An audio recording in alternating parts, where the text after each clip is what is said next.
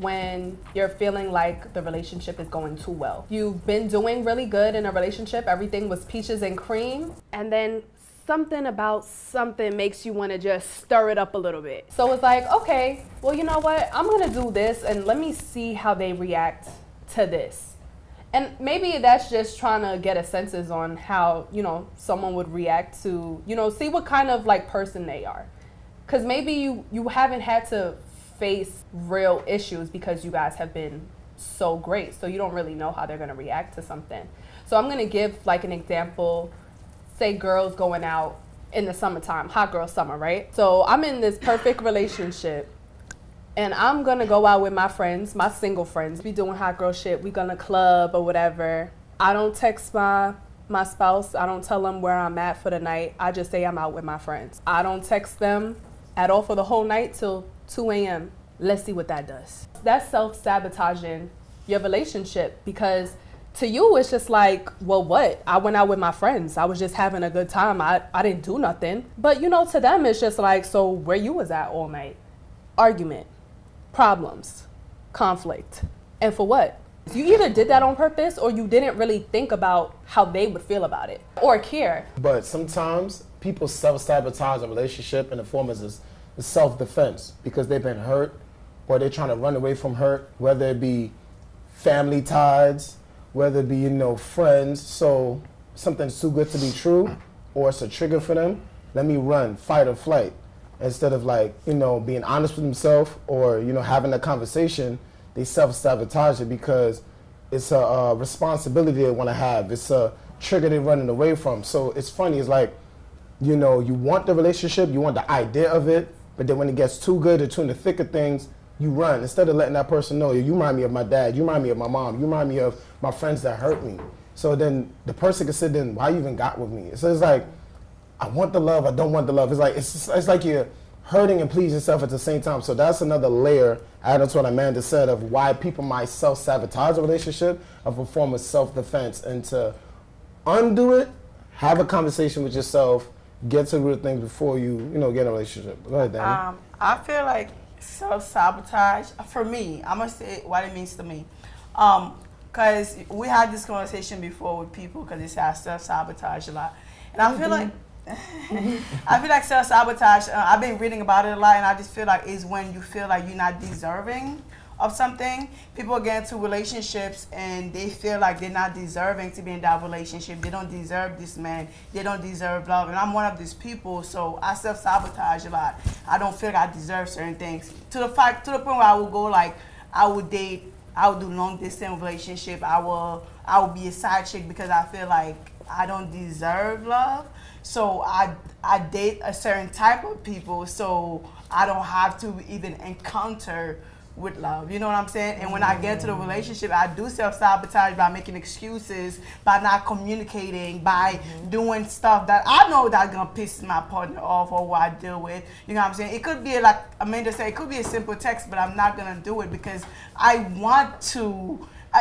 It's too good to be true. That's why people self-sabotage, because it's like they feel success, they feel a successful relationship, they feel they feel like they're gonna fail, so they're already putting themselves in that position. So if in your mind you're thinking like this relationship is not gonna work, I'm not deserving of something, I'm not deserving of love like I do, you're already gonna mess it up because that's what you're going in the relationship with. You're not going like, oh, this is gonna be a great relationship, we're gonna build, we're gonna do this, we're gonna do that. We're just going with a mindset. So people that self-sabotage already got a, what do they call it? An agenda of how they're gonna go into the relationship. I'm not gonna give it up my all, you know, I'm gonna have this wall up. You know what I'm saying? I'm not gonna open up, I'm not gonna trust this person. That's all self-sabotage when you already assume what's gonna happen in that relationship because you feel like you're not deserving of it, so you just mess it up. What about the responsibility side? I feel like people self-sabotage when they get serious with somebody and they realize that it's responsibility that's attached to that. So once they get the responsibility that's attached to growing with somebody else, then they're gonna self-sabotage it on purpose because they're not used to that, and that's not their comfort zone. There are people that live and thrive in a comfort zone of hysteria. You feel what I'm saying? Like me, I don't survive like that. I can't survive with things up and down. I need my stuff to be a certain way. I'm a manager by trade. So I do everything 1, 2, 3, and I do the same thing with the relationship. I take it one step at a time, but knowing that there is always responsibility, even if it's a side chick. And that's what people are really, really scared of when it comes to the commitment, when it comes to the relationship. And they will self-sabotage because the commitment could be money, your heart. Like the Rico said a long time ago that he's in a relationship not for love, but for security or something like that. Because you grew up a certain way, for survival. You know what I'm saying? So you got different people that are looking for different things. So that's a responsibility that Rico might say, I don't really want to fuck with that. I'm not used to that. So let's say you dating Danny and she addresses your self-sabotaging ways. Usually, y'all don't stick it out. You run from it.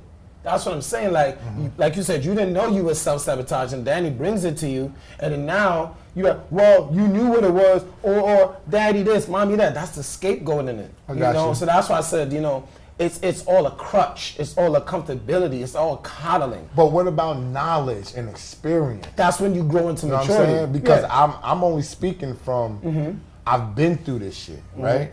If I didn't go through this shit, I'm being honest, I would not You wouldn't know. be the SO you are now.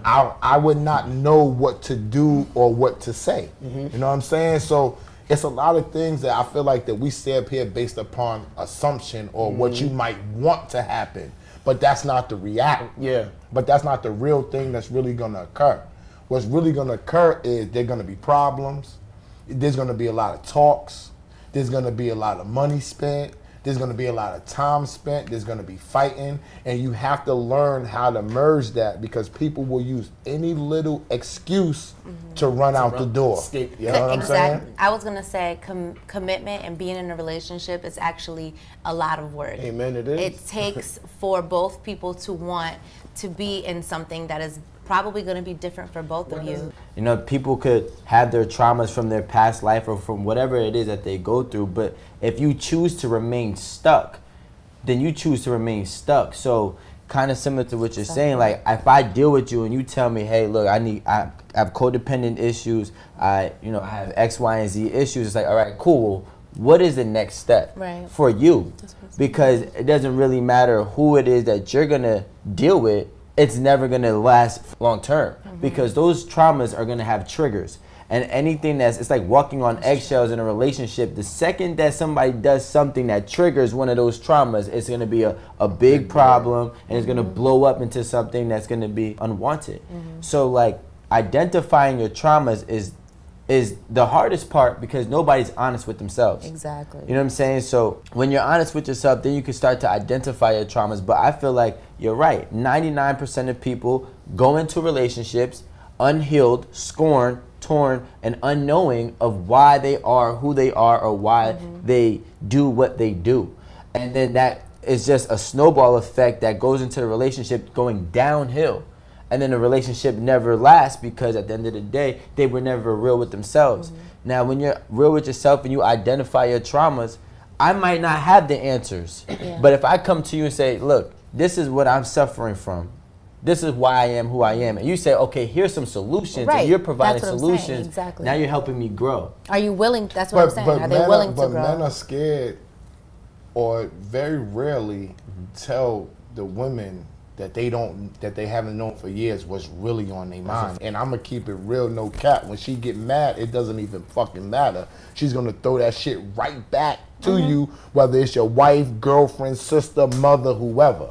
So that's why us knowing that as men, we really don't want to say nothing to nobody. It's like it's a big thing. Let's just wait and see what goes on. Not just men, sorry, not to cut no, you off, but not just jump men, in. but with women too. It's like, but in this relationship, I was trying so hard not to talk about my past, to leave everything. Like, it doesn't matter. Like, it doesn't involve you. It's my past. Why does it matter? Why does it matter?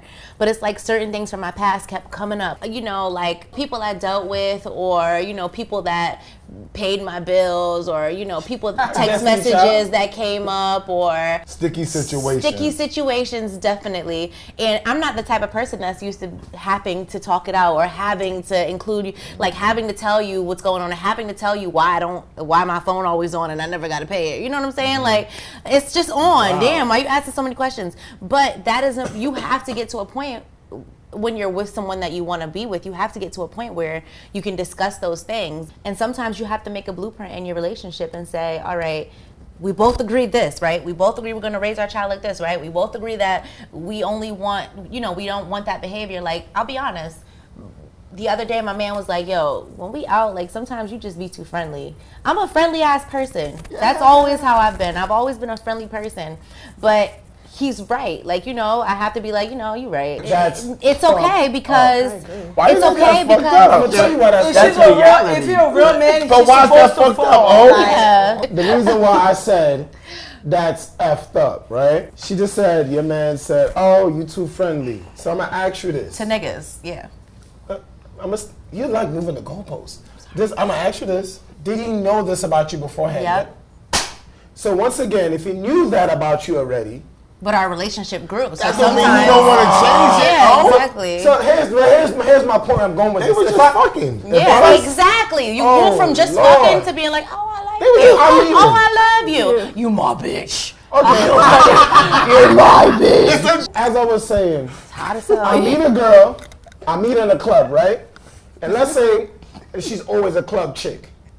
Me, like Alan said, he's a guy that has it together, right? If he has it together and she's a club chick, I'm not gonna holler at you. I'm not trying to change you. You are who you are. I'm not here to campaign like to be this and be that. So going back to the whole, you're too friendly. If I knew you were friendly, then you're not for me. So if he's this intentional man, he knows what he want and don't want. If you meet a girl who's too friendly, too party type, please go to the left. Do not get this Damn, woman. oh. Wait. I do know how to cater to a man. I really feel that I do.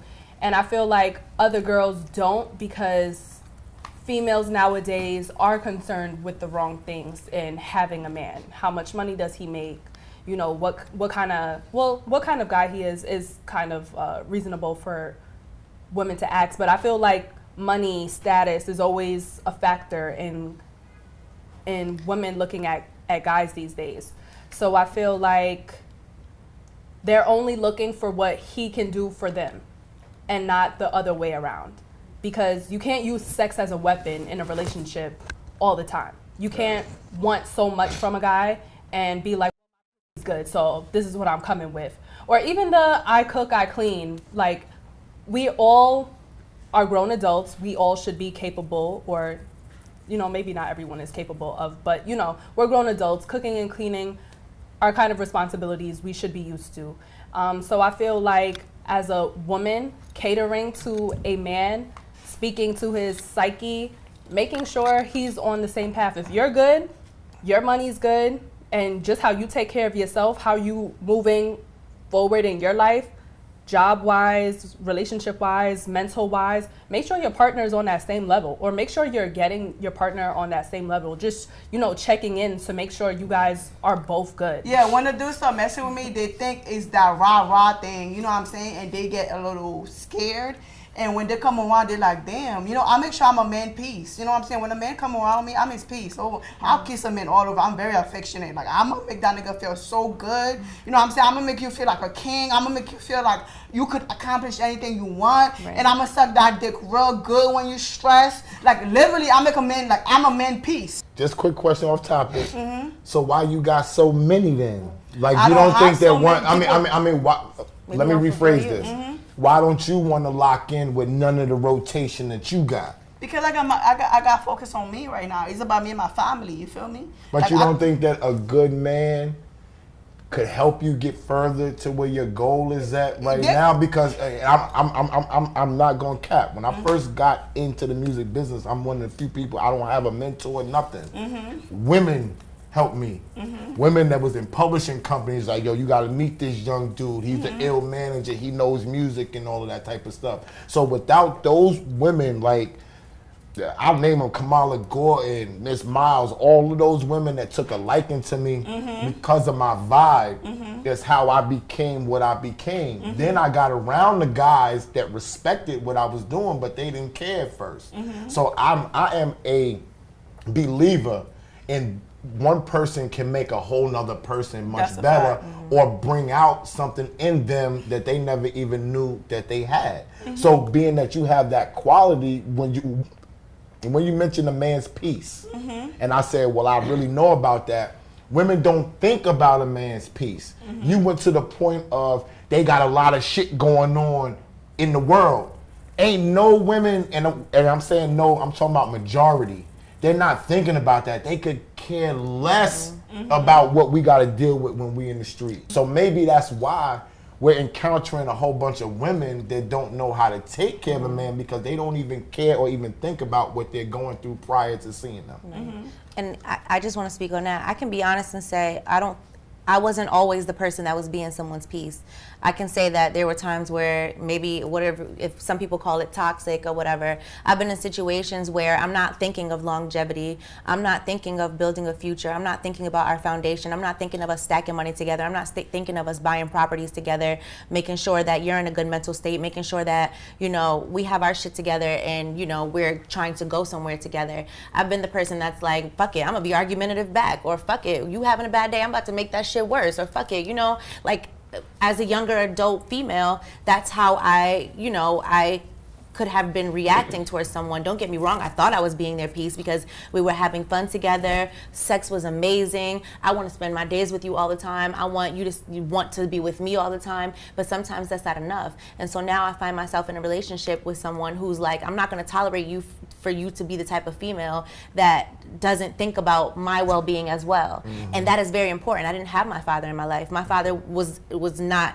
around because he was incarcerated, but my father loved the shit out of me when I was a young girl, and I thought that was enough for me to give to the next man, but I didn't receive enough love from a man in my life to know how to give it back. So, you know, in my current relationship, my man is like, you know, like when we get into it, sometimes he's like, you can even ask how my day was, and I'm like, you know what, you fucking right. And I start feeling like, yo, damn, I have to be more considerate of where he's coming from or how he feels, or, you know, yeah, I'm at home doing what I'm doing, or, you know, I feel like I'm so busy, but he's just as busy. He's taking care of my household. He's making sure that, you know, if I need something, he can do it. He can provide it. So at the end of the day, his well-being is just as important as my well-being. So I'm now a woman that's like, you know what, my man got to be good. I don't give a fuck about what else is going on. Like when you come home, you need a bath, Sean, baby. You need me to, you know, I washed your clothes. They're folded the way you like them. You know, like the room is clean. I know you like candles lit. The shit is right. I know you like a clean home when you come home. That shit is right.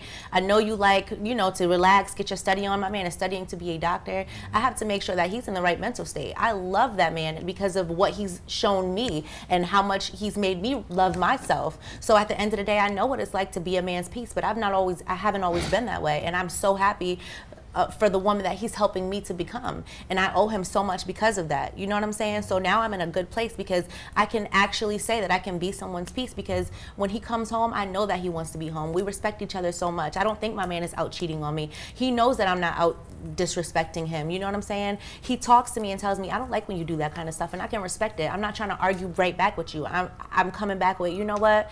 I can see your perspective. I'm going to work on that. And it doesn't have to be anything else than that. It don't have to be an argument. It can literally be we respect each other, a conversation. I'm listening to what everybody has been saying on the panel, and I've taken a lot into consideration, and I really like what Jada was saying. And Danny, personally, like I'm listening and I'm kind of comparing what you were saying versus what she was saying, and I'm saying that's the problem today. I feel like the problem today is that women think that being a man's peace is just, you know, being around and making them laugh or making them happy, but that's not being a man's peace. That's one small element. Like the simple fact that we can have a conversation, like if there's a problem, because here's the thing, if a man has a problem with a woman, it's gotten to a point where women don't accept the man's problem no more. So like she said, they are argumentative. There doesn't always need to be an argument with whatever I feel is wrong. Just like if you feel something is wrong, I shouldn't be arguing with you on why it's wrong. I should just try to make changes and adjustments. I also feel like, back to what Essa was saying, is that women don't care to find out that man or who that man is or what that man needs. It's all about them. Women in today's age, I feel like, have been rightfully so very selfish. Yep, rightfully so. And I think that I say rightfully so is because women have been they have been taken advantage of for the you know, however long it, time. So I understand why they're doing that. But I also understand that when you are being very selfish as a woman, you can't cater to a man because you can't focus on a man. Listen to what you just said. You said that you have a rotation of men who are great, but you can't take any of them serious because you're focused on you and your family. But he's saying that a man can help you take you to a place where you could take care of your family. But you can't even see that because women have become so selfish to men that they don't even care about what we can offer or possess and help. They're only out for themselves. And I feel like that's a problem with why there's a big lack in catering to a man and having a great relationship. She is fortunate enough where she got a man who is patient enough to be with her for her growth. But she was also willing enough to change She wanted for to that change, growth. exactly. But women need to, I feel like you're a great role model for what women should be doing. Real quick, there's one major element that Jada said that I hoped you ladies picked up, and the ladies watching out there. She went back to the source of her dad wasn't around. So for you to be at peace, you got to be peace with yourself first. And that's what she said. She admits she was toxic, and then she went back and she'd be like, damn, I need to be at peace first so I can be at peace to this man. And that's how I feel a woman can be at peace. It's not just, I'm going to suck his dick, I'll do this. Let me figure out what's going on inside myself, and then I can bring it to the table. But so that's what I'm saying. I don't, unlike you, like my dad my dad is like my king, you know what I'm saying? I treat my dad like a king. My dad, I would do the littlest things for him, like no cap. Like I would bring him little things that I know that he likes, ice cream, whatever.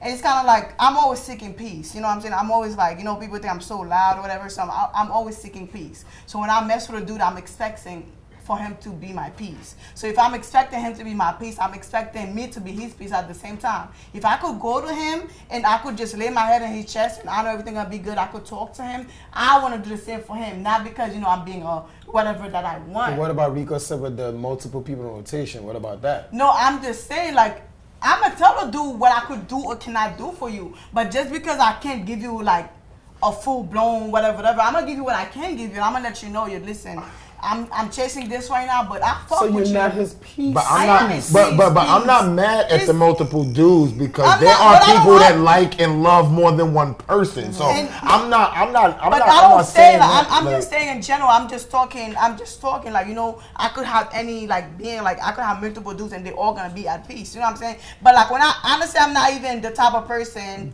You know what I'm saying? When I deal with people, like, I'm not even the type of person where I got like 10 million dudes. I don't even have the time, to be honest. Yeah. I'm not gonna lie to you. And when I deal with a dude, they know exactly what I do. That's why they don't trip, because they know I pull up and they know what I got to offer, and they know I'm not all about that rah-rah stuff. They know I'm not all about that extra stuff. You get what I'm saying? Mm-hmm. And when I come, they know what I'm seeking. I'm not seeking all that extra. I just want some peace. Yeah. I don't come with the drama. I don't come with the problem. My phone barely rings. Nobody even really have my phone number. Mm-hmm. People got my email and my Instagram. My phone number is very important to me. You got my phone number, I mean that I deal with you. You get what I'm saying? So when I pull up to a dude, I'm like, well, I'm seeking space. If I could lay my head on you and I'm not thinking about nothing and I'm not tripping over nothing, and I could do the same for you, and that's what I get it. We get it. All right, you don't gotta defend yourself. No, I'm not defending. I'm telling you what it is. I get it. Because you kind of like misjudge a bit. Danny, this is not a judgment zone.